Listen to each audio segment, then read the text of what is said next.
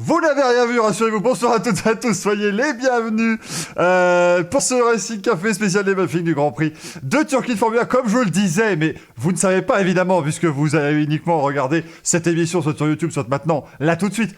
On a mis le budget, il y a un fond, voilà, évidemment, ça n'est bien sûr pas un fond vert, c'est une véritable photo de Lewis Hamilton que j'ai imprimée, bien sûr. Pourquoi ma main est coupée, c'est une longue histoire, bien entendu. Mais évidemment, la photo de Lewis Hamilton, qui est bien méritée, puisque Lewis Hamilton est devenu aujourd'hui champion du monde de Formule 1 pour la 7e fois de sa carrière. C'est évidemment bien... Bonjour à vous. Quelqu'un qui égale le record, merci Sergent Yann pour le follow, et merci Tatif pour l'abonnement, merci beaucoup.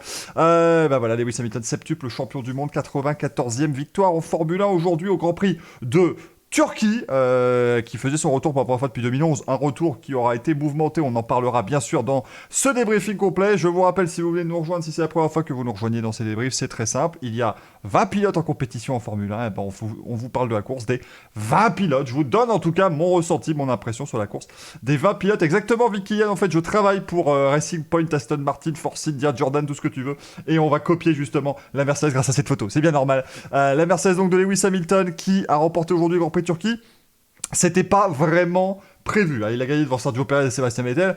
Quand vous voyez déjà le podium, vous vous rendez compte que la course était un peu folle, et quand vous savez ce qui s'est passé pour Lewis Hamilton dans ce Grand Prix, eh bien, c'était pas gagné du tout pour Lewis Hamilton, donc qui a remporté son 94e succès en Formule 1. Il s'est lancé pourtant depuis la 6e position sur la grille de départ, Lewis Hamilton, mais eh bien voilà, il a réussi quand même au final à revenir, et c'est une victoire quand même qui fera date, je pense, pour Hamilton, parce que on est sur un tout nouveau circuit, évidemment, l'Intercity, enfin un tout nouveau circuit en tout cas, un circuit qui faisait son retour en Formule 1, l'Intercity Istanbul Park, si on va être tout à fait précis. Et il a été resurfacé il y a 2 semaines, ce Grand Prix. Ce circuit, en tout cas, il a été resurfacé il y a 2 semaines. Donc vous savez, quand vous faites une nouvelle surface comme ça sur un circuit, il y a toujours un petit risque qu'il y ait un petit peu d'huile qui remonte et tout ce genre de choses. Et en tout cas, il y aura très peu de grippe. Il y a eu très peu de grippe au début du week-end. Puis la pluie est venue et ça a rendu les conditions absolument démentielles. On a senti que Lewis Hamilton avait beaucoup de difficultés ce week-end. En tout cas, dès vendredi, ça semblait quand même être assez difficile pour Lewis Hamilton. Et d'où on en parlait tout à l'heure, évidemment, de Lance Stroll, ça c'est la grosse déception de cette course, bien entendu, mais pas forcément lui, en tout cas en tant que pilote, mais plutôt tous les faits de course qui lui sont arrivés. Mais Hamilton, il n'était pas dedans, il avait beaucoup de mal, et on commence à se dire, tiens, bon, alors évidemment, comme tout ce qu'il avait besoin de faire était terminé devant Valtteri Bottas pour être champion du monde, on se doutait quand même qu'il y avait de grandes chances que ça arrive. Mais du coup, déjà vendredi, un petit peu de difficulté, on avait vu les Ferrari notamment qui étaient bien meilleurs. Et puis surtout, une fois arrivé au samedi, là on commençait à se rendre compte, samedi, que ça devenait un tout petit peu compliqué, pour être tout à fait honnête. Et évidemment, une fois que la pluie est arrivée pour les essais et surtout pour les qualifications, là, ça devenait très compliqué. Il a réussi à aller chercher la 6e place, ce qui restait 3 places de mieux que Valtteri Bottas, donc finalement, il a quand même réussi à mieux s'en tirer avec des conditions particulièrement difficiles et qui ne permettaient pas à la Mercedes de véritablement bien fonctionner, ou en tout cas aussi bien qu'elle pouvait le fonctionner sur des circuits standards et sur le sec. Donc à ce moment-là, on commence à se dire, Hamilton c'est un petit peu compliqué, mais s'il fait bon en course, il n'y a pas de souci, il peut remonter.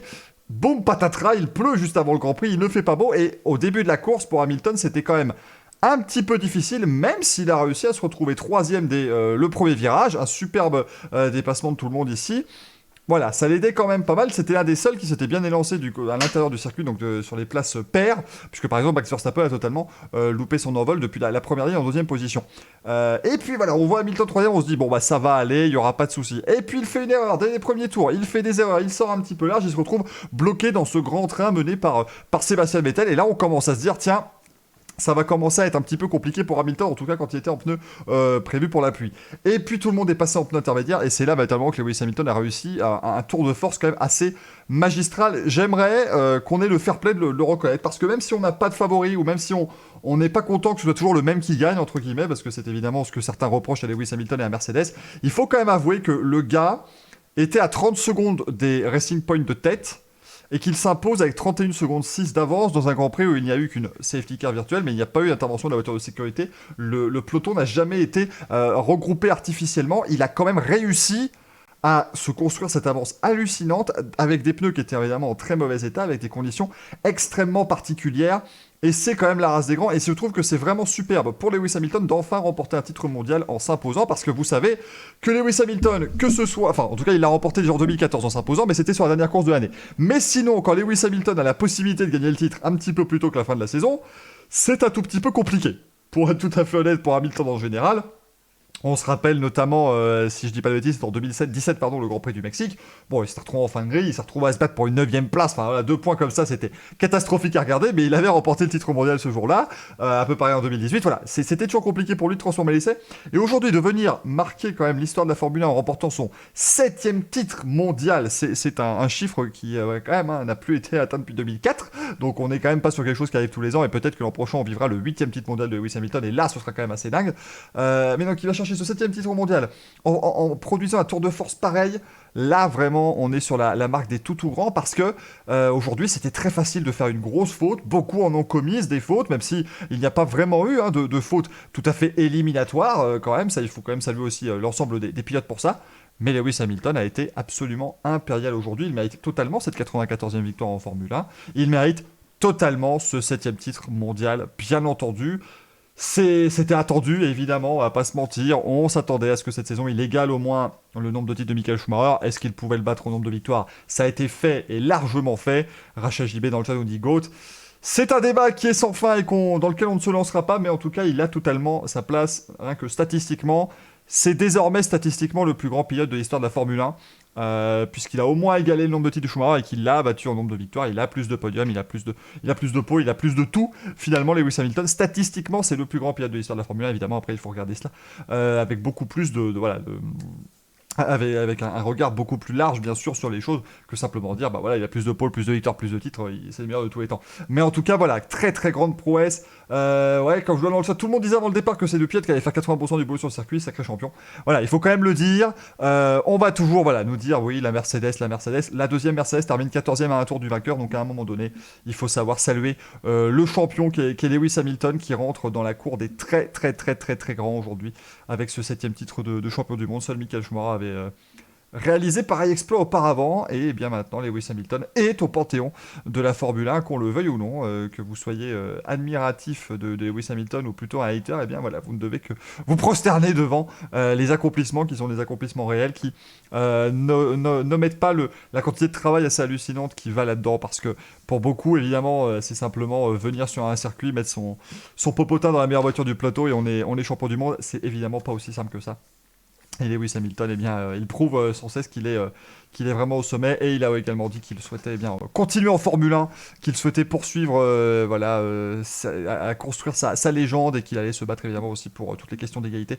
C'est important pour Lewis Hamilton, et effectivement il a une légende sportive qui est déjà toute faite, mais qui peut encore s'améliorer, mais il a, je pense, aussi une légende qui peut transcender le cadre du sport qu'il peut créer maintenant dans les années à venir. Donc voilà, chapeau vraiment à Lewis Hamilton. On en reparlera bien entendu en long, en large et en travers. Mais les travers, on en a eu beaucoup sur ce Grand Prix. On en parlera jeudi dans le Racing Café, qui sera un Racing Café un tout petit peu spécial, je vous le dis tout de suite, puisque ce sera le Racing Café des champions. Ce sera un petit peu le Champions Club, puisqu'en plus de Lewis Hamilton aujourd'hui, Juan Mir est devenu champion du monde MotoGP. Le jeune pilote espagnol pour sa deuxième saison en catégorie 1, il a remporté le titre mondial en MotoGP aujourd'hui, ça aussi c'est un sacré exploit.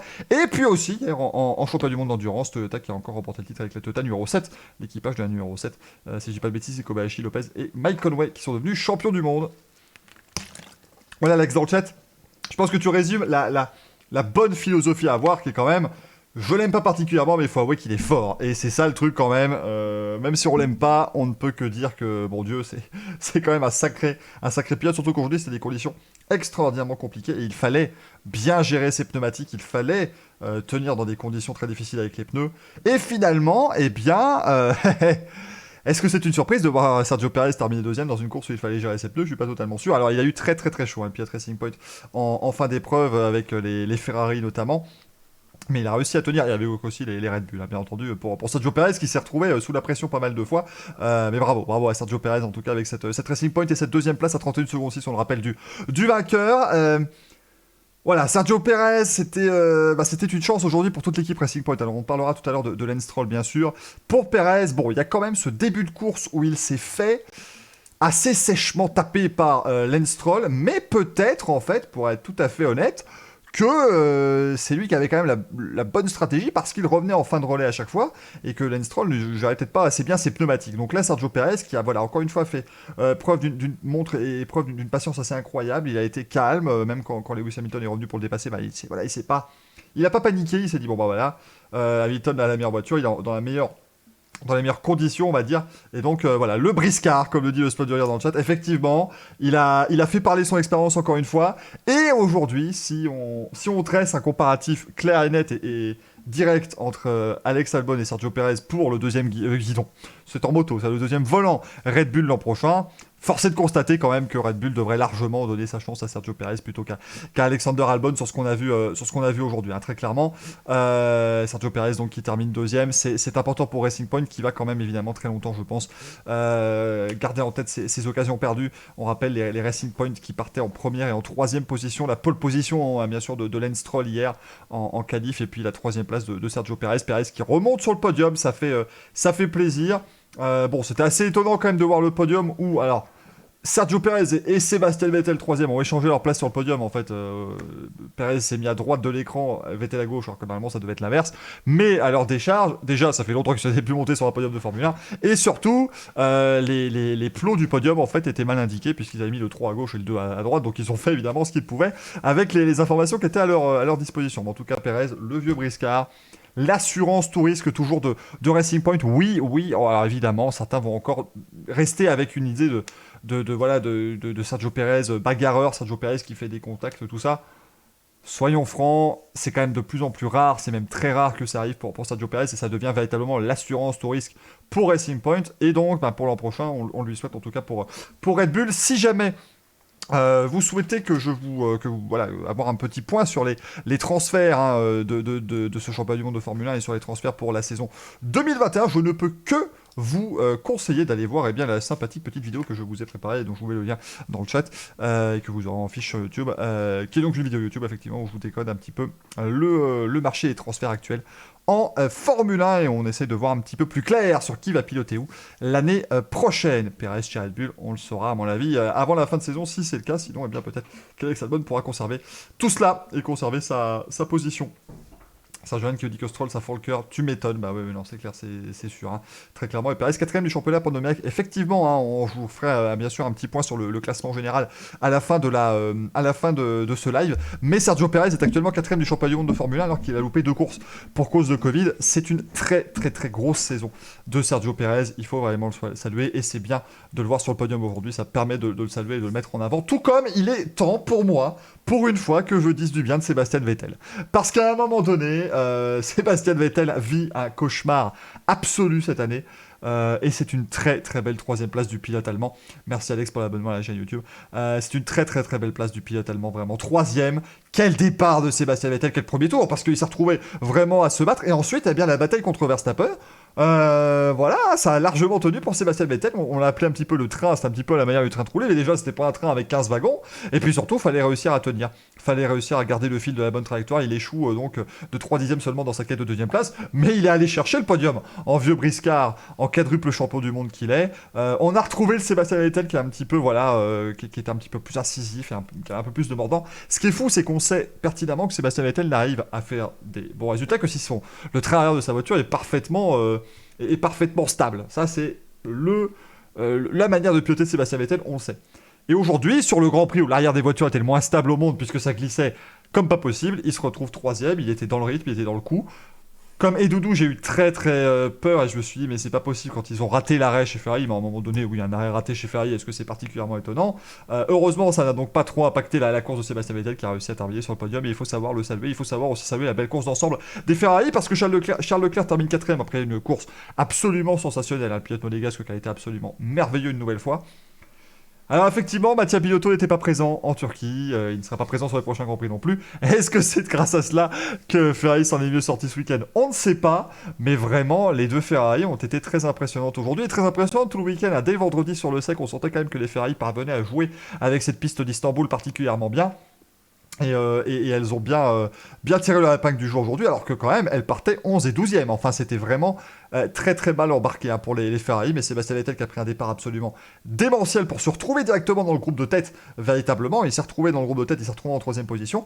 Pour Leclerc, c'était beaucoup plus dur parce il était resté un petit peu coincé, et j'ai eu un petit peu peur en fait qu'il se retrouve coincé dans une espèce de marasme, si vous voulez, où il se reste aux alentours de la 10, 12, 15e place et qu'il ne parvienne pas à remonter. C'est un petit peu le cas pas mal de temps, mais il y a eu... j'ai du mal à croire que je vais dire cela véritablement maintenant de Ferrari, mais il y a eu des bons coups stratégiques, quoi. Il y a eu des très très bons choix stratégiques de la part de la Scuderia, et on a fait rentrer les pilotes au bon moment. C'était le premier à rentrer pour mettre des intermédiaires. Charles Leclerc, ça a très très bien fonctionné pour lui. Tout a été, la partition a été jouée quasi parfaitement, si on accepte donc cet arrêt au stand raté pour Sébastien Vettel, qui n'a donc pas du coup été véritablement déterminant dans son résultat final. Mais bon, Ferrari qui réalise une bonne stratégie, qui avait un rythme pas trop mauvais, parce que Leclerc savait quand même faire des bons chronos aussi avec ses intermédiaires. Vraiment, un Grand Prix de 2020 qui était particulièrement étonnant. Alors on me dit... Podomiac qui nous dit les Ferrari a un petit avantage, je m'explique, on sait que le problème des rouges c'est qu'ils chauffent énormément leur gomme arrière, dans ces conditions ça crée un avantage, mais bravo à eux, surtout à Vettel. Effectivement, la clé de ce Grand Prix était véritablement de faire chauffer ses gommes, d'arriver à les mettre en température, et effectivement ça a été très très bien joué de la part de Ferrari sur ce coup-là. Et puis pas besoin de puissance moteur, puisqu'on fait les tours à 150 km/h de moyenne, il n'y a pas vraiment besoin d'avoir un moteur qui pousse très très vite, ça c'est clair.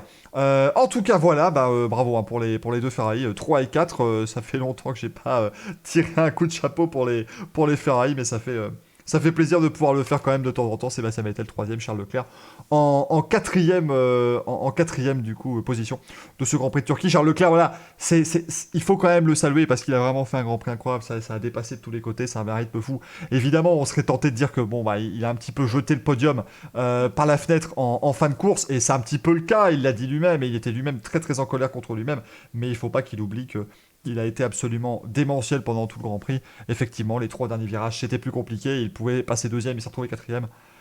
Mais ça n'enlève rien à la superbe course qu'il a disputée aujourd'hui, comme Carlos Sainz, pour McLaren, avec la 5e place de Carlos Sainz. Les McLaren, ça partait 14 et 15 sur la grille par Lando Norris devant Carlos Sainz, et ça termine 5 et 8. Donc encore une fois, grosse course aussi des McLaren Renault. C'était super important pour la bagarre, pour la 3e place des constructeurs, et c'était pourtant très mal barré. Faut le dire, les McLaren qui s'étaient retrouvés donc justement très loin, puisque les McLaren étaient, donc, comme je vous le disais, 14 et 15e sur cette grille de départ. Voilà, au début de course, on les sentait vraiment pas bien. On les sentait vraiment pas à l'aise, les McLaren, c'était sur des œufs. Et puis aussi un petit peu à la manière de Lewis Hamilton.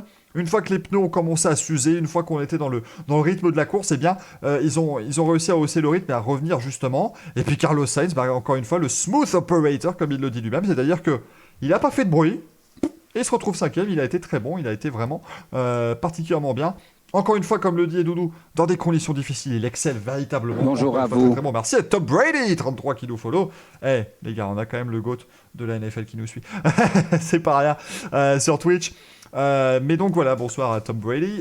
Mais donc, Carlos Sainz, encore une fois, superbe pilote. Moi, je pense que Ferrari l'an prochain, du coup, quand vous avez un duo Leclerc-Sainz, c'est quand même un sacré duo, parce que ce sont 2 pilotes qui ont de la vitesse, mais surtout qui ont une science de la course, parviennent toujours à extraire un petit peu plus que ce que la voiture peut leur donner, et ça peut être très très bon si jamais Ferrari se dirige vers une nouvelle saison difficile en 2021, s'ils parviennent tous les deux à bien s'adapter à la voiture.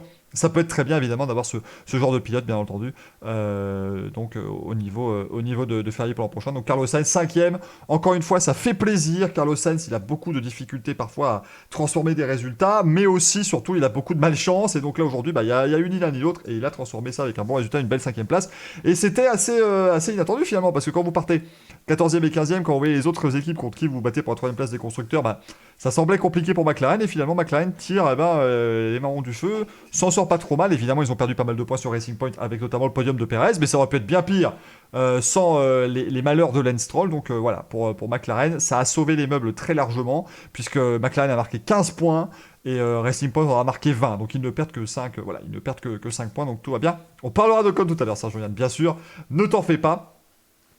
Alors, 6e et 7e, les Red Bull, là, ça va être plus compliqué, parce que très clairement, aujourd'hui, il y avait vraiment une carte à jouer pour les Red Bull, et puis finalement, eh bien, ça a été la foire à la toupie. Alors, rassurez-vous, en termes de foire à la toupie, on aura pire, hein, tout à l'heure, bien entendu, je vous parlerai de la deuxième Mercedes, évidemment, mais là, les Red Bull, c'était plus compliqué que cela n'aurait dû être, surtout pour Max Verstappen, qui normalement aurait dû exceller dans ces conditions particulièrement difficiles. Là, quand il n'y a pas beaucoup de grip, normalement ça passe bien pour Max Verstappen. Et là, il a eu beaucoup de mal, surtout en fin de course avec ses nouveaux pneus.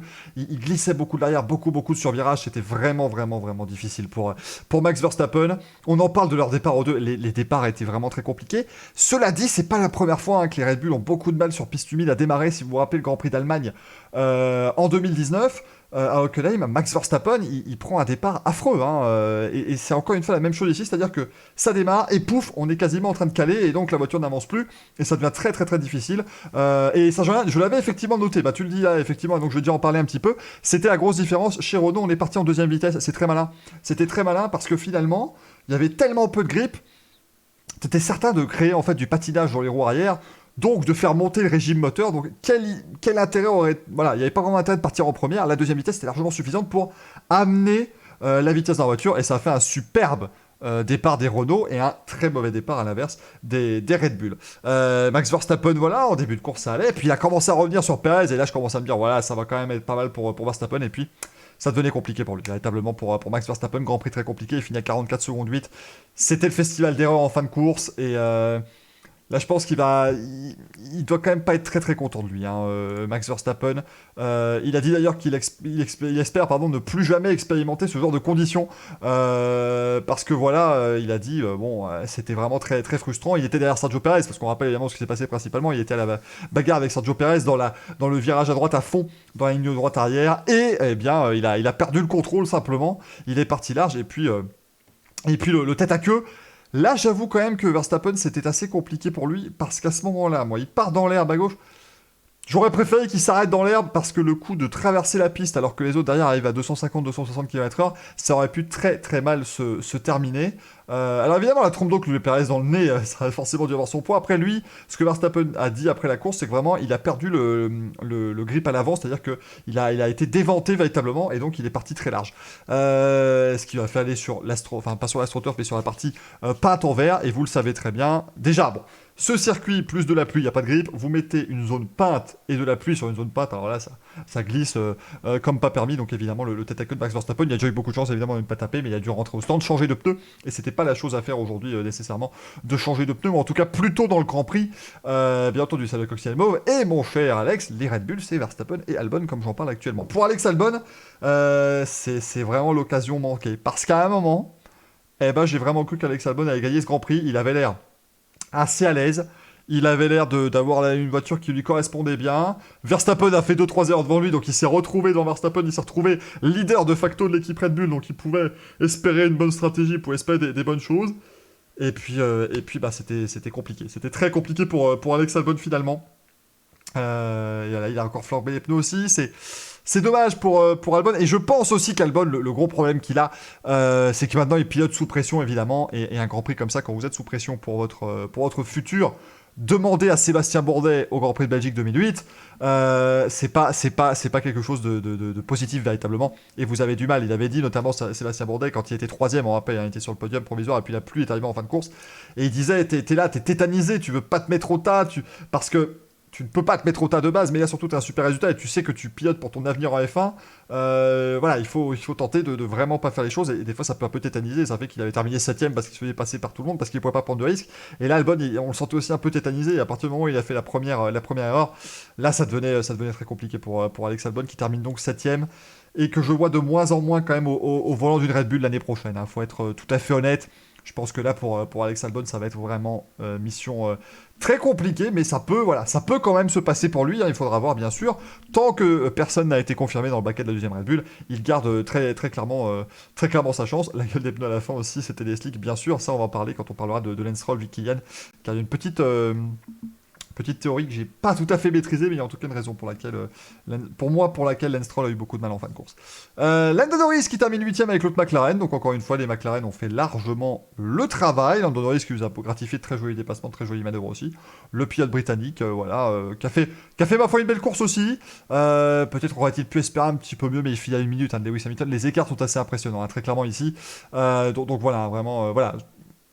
Pour revenir aussi sur Albon, comme le dit Pringles, il veut pas aller chez AlphaTauri, donc ça va être compliqué pour Alex Albon, bien sûr. Meilleur tour pour Lando Norris. Oui, effectivement, Lando Norris qui s'est bien énervé en fin de course et qui allait chercher le meilleur tour en course en dépassant en fin d'épreuve Lance Stroll. Donc voilà, Lando Norris qui a montré de belles choses quand même. C'est entre guillemets qu'une 8ème place, mais c'était important pour l'équipe. Ça fait 5 points, puisqu'il a donc 4 points plus le point du meilleur tour. C'est important. Belle course de Lando Norris. Et ça permet à McLaren de rester vraiment dans la lutte pour la 3ème place des constructeurs, alors que en rythme pur, ils ont l'air d'avoir un petit peu plus de difficultés récemment. Donc vraiment, c'est largement correct pour Lando Norris. On va parler évidemment de la plus grosse désillusion, je pense, de ce Grand Prix, le poleman Lance Stroll, qui s'est retrouvé 9ème à l'arrivée de cette épreuve, alors qu'il avait dominé les débats. Très clairement, sur la première moitié de course, Lance Stroll, il a surnagé, il était absolument parfait depuis hier en qualification. Vraiment, les deux Racing Point avaient parfaitement maîtrisé les conditions, mais Lance Stroll encore plus que Sergio Perez, il avait une confiance qui était incroyable. Il n'a pas fait d'erreur en fait, Stroll. Si vous regardez, il ne fait même pas d'erreur. Même hier, Perez a fait un tête à queue. Et aujourd'hui, les Racing Point avaient l'air sur des rails alors que franchement, c'était fou. Invraisemblable, incroyable, inimaginable. Merci JP, merci JP Armstrong pour le raid. Bienvenue à ceux qui nous rejoignent. Nous sommes dans le Racing Café. Nous parlons du Grand Prix de Turquie de Formule 1. Installez-vous bien confortablement. Et on parle ici de Lance Stroll, le poleman, donc qui termine en 9ème position de ce Grand Prix. Il était dans la zone, comme on dit, et malheureusement, ça a été très compliqué pour lui. Alors pourquoi, à mon avis, c'était quand même pas la bonne solution de le faire s'arrêter. Bon, déjà parce que le résultat final le prouve, mais surtout, Racing Point dit quand même que c'était la bonne chose. C'était tout de même la bonne chose. Bon. Il faut savoir que dans des conditions mixtes comme ça, c'est parfois compliqué. C'est-à-dire que avec les pneus intermédiaires sur une piste qui sèche un peu, c'est toujours difficile. Vous avez plusieurs scénarios qui peuvent arriver.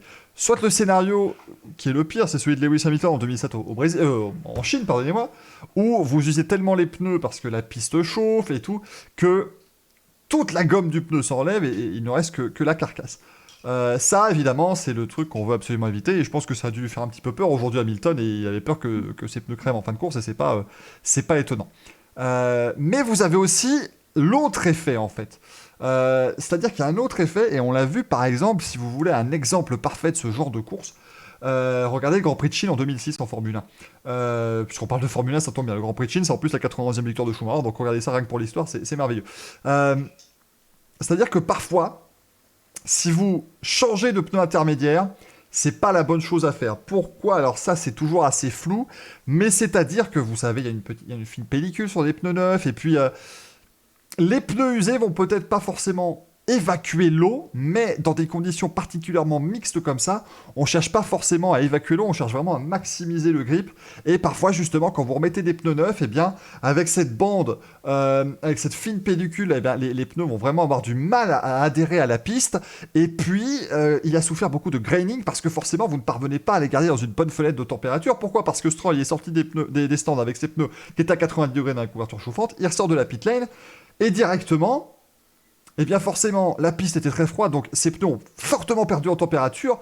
Il y avait cette fine pellicule qui ne permettait pas à la gomme vraiment de rentrer dans l'asphalte, et donc forcément, bien ça crée du graining, parce que le graining, c'est justement quand vous n'arrivez pas à assez chauffer le pneumatique, ça devient très compliqué. Donc parfois, il vaut mieux rester avec des pneus, même parfois simplement avec des pneus usés, vous pouvez rentrer au stand et ne pas les changer. Bon, évidemment, là, du coup, il n'y a pas intérêt de rentrer au stand. Ça, c'était le cas, par exemple, si vous deviez remettre de l'essence à l'époque, vous remettiez de l'essence et vous ne changiez pas les pneus parce qu'ils étaient à la bonne fenêtre de température déjà et que vous n'aviez plus beaucoup de possibilités de faire du graining puisque pas mal de gomme s'était déjà retiré du pneu. Après, évidemment, il y a le risque que si on en fait trop, le pneu peut exploser. Donc là, je pense quand même que chez Racing Point, on a loupé un choix stratégique.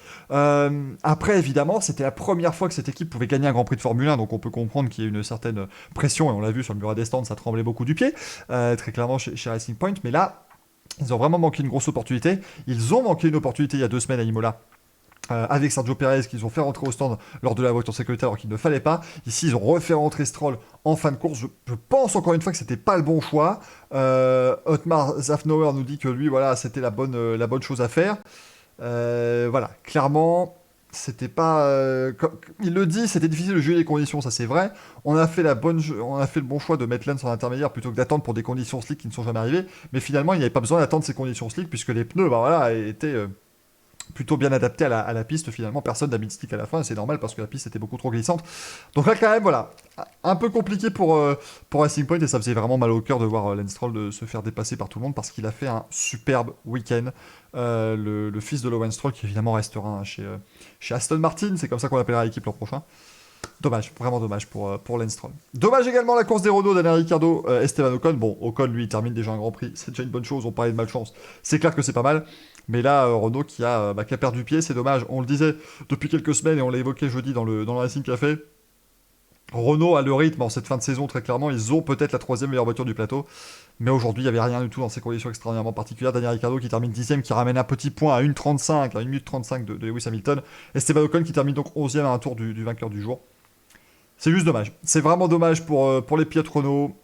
Mais bon, il faut quand même espérer qu'à Bahreïn et à Abu Dhabi, ils retrouvent le rythme qu'il faut parce que normalement, effectivement, voilà, ils devraient avoir quand même un rythme. Ils devraient faire sec surtout à Bahreïn et à Abu Dhabi, donc ça devrait bien se passer. Mais là, on a un petit peu loupé le coche chez Renault. Ricciardo qui a perdu aussi beaucoup de rythme. On a un petit peu de mal à comprendre aussi soudainement la Renault qui semblait pas trop mal marcher. Début de course parfait évidemment avec un superbe départ des deux voitures et puis vraiment c'était très compliqué. Ocon aussi très bon rythme et puis le contact au départ hein, évidemment avec Valtteri Bottas. C'était très, très compliqué. Enfin, déjà, le premier contact au départ, pardonnez-moi. Et ensuite, l'attentat à la chicane de Valtteri Bottas, qui est là, franchement, qui n'a pas eu de pénalité, ça m'a particulièrement surpris. Ocon, qui n'a pas eu une course facile. Et bon, bah, déjà, il termine 11ème, c'est déjà une bonne chance. Mais il pouvait franchement remonter. Et Bottas, rassurez-vous, on va en parler. De toute façon, il finit 14ème, donc on arrive bientôt à lui. Mais là, Bottas, aujourd'hui, il a fortement déconné. Hein, très clairement, c'était un très, très mauvais Grand Prix du pilote qui terminera peut-être deuxième de ce championnat du monde, quand même, hein, cette saison. 12e et 13e, les deux AlphaTauri. Je vous rappelle, on fait pilote par pilote, mais quand les deux équipes arrivent, évidemment, c'est très pratique. Quand les deux pilotes arrivent l'un après l'autre, c'est pratique. Pour parler des AlphaTauri, voilà, c'était pas simple hein, pour elle. Kvyat qui termine devant Gasly. Hein. Kvyat 12e, Gasly 13e. Et effectivement, je vous rappelle, hein, Ocon n'a vraiment pas eu de chance aujourd'hui, hein, très, très clairement. Mais là, effectivement, les AlphaTauri, bah voilà, un Grand Prix qui n'était pas tout à fait... particulier pour eux, hein. Rien à signaler pour les AlphaTauri qui sont partis en fond de grille aussi, il faut le rappeler. En tout cas, Pierre Gasly lui a dû partir en fond de grille et Kvyat était pas loin non plus. Donc voilà, ils ont fait ce qu'ils pouvaient avec une voiture qui semblait quand même assez compliquée à piloter ce week-end, hein, très clairement pour les AlphaTauri. Mais je pense que ça ira bien mieux pour eux. Ça ira mieux pour eux sur les 3 dernières courses. Ils ont fait la passe, je pense que c'est pas une mauvaise manière d'écrire la course des AlphaTauri, très clairement. 14e place de ce Grand Prix pour Valtteri Bottas. Alors là, ça faisait quand même peine à voir de vous dire que le seul pilote qui pouvait priver Lewis Hamilton de titre aujourd'hui s'est pris un tour par Lewis Hamilton dans la même voiture. Catastrophe. Hein. Catastrophe pour Valtteri Bottas. Il va falloir attendre le Bottas 9.0 l'an prochain hein, pour qu'il puisse améliorer sa situation. Parce que déjà le départ, bon, c'est pas terrible, mais... il y a le contact Ricciardo-Ocon, il est surpris, il part en tête à queue parce que la piste est très compliquée. Ok, ça passe, admettons. Bon. Mais nous refaire une Massa à Silverstone en 2008 en continu, la Toupie Beyblade pendant tout le Grand Prix, c'était plus possible comme Valtteri Bottas. Vraiment, là, c'était incroyable de voir un pilote aussi peu à l'aise, vraiment aussi peu à l'aise. Il a fait 6 têtes à queue, Valtteri Bottas. 6 têtes à queue pour Valtteri Bottas, qui avait... sans doute, et il l'a dit, qu'il y avait évidemment des dégâts après le contact avec Ocon, on peut ne pas le nier.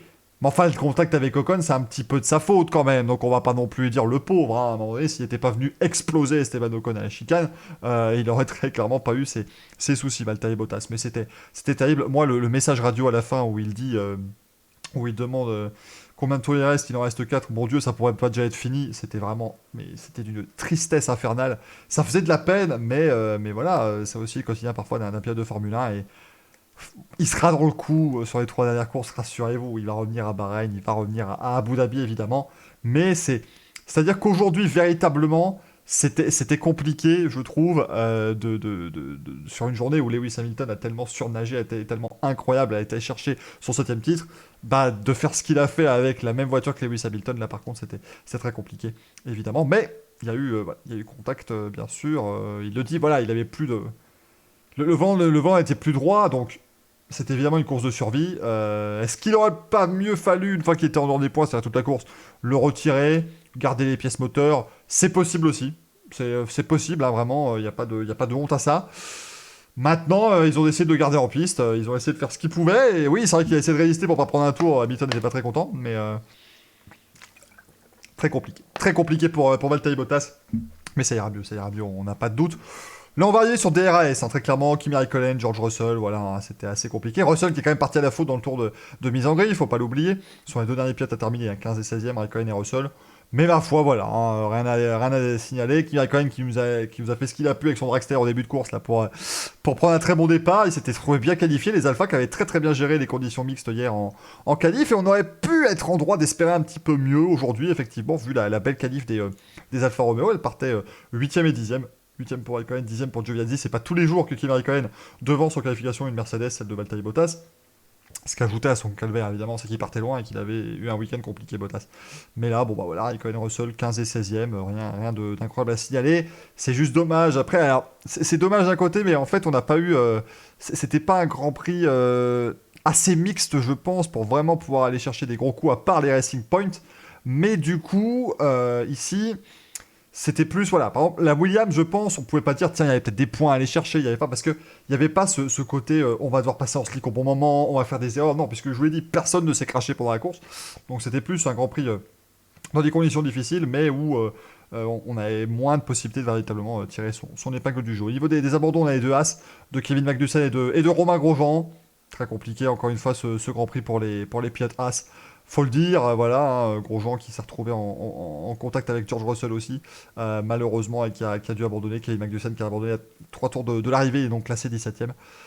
Voilà, encore une fois, rien à signaler hein, pour les pilotes As qui ont bien hâte que le calvaire se termine très clairement. Et c'est bientôt fini, plus que 3 courses, et vous pourrez partir soit en IndyCar, soit en WEC, soit en Formule 1, où vous voulez les gars, mais vous pourrez ne plus piloter cette voiture. Nicolas Latifi, là, ça fait mal, parce que depuis quelques Grands Prix, on se dit, tiens, il prouve un peu plus qu'il a sa place en F1. Voilà, on commence à dire, bon, c'est pas un foudre de guerre, il est pas au niveau de Russell, mais il est pas trop mauvais. Et là, aujourd'hui, il a été à l'ouest complet. C'était même pas le fait qu'il fasse des têtes à queue, parce que Verstappen en a fait plein, merci. Ici Yann pour le follow. 900e follow de la chaîne Twitch d'ailleurs, merci beaucoup. Mais c'est pas que le fait de faire des têtes à queue, c'est qu'en plus, il avait pas de rythme, quoi. Il s'est retrouvé à 2 tours. Il y avait rien du tout.